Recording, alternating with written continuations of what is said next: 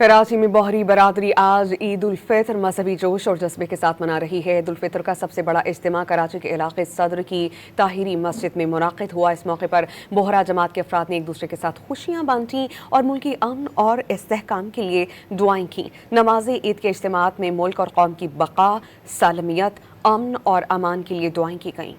कराची में बहरी बरादरी आज ईद उल फितर मजहबी जोश और जज्बे के साथ मना रही है। ईद उल फितर का सबसे बड़ा इज्तिमा कराची के इलाके सदर की ताहिरी मस्जिद में मुनाकिद हुआ। इस मौके पर बोहरा जमात के अफराद ने एक दूसरे के साथ खुशियां बांटी और मुल्की अमन और इस्तेहकाम के लिए दुआएं की। नमाज ईद के इज्तिमात में मुल्क और कौम की बका, सालमियत, अमन और अमान के लिए दुआएं की गईं।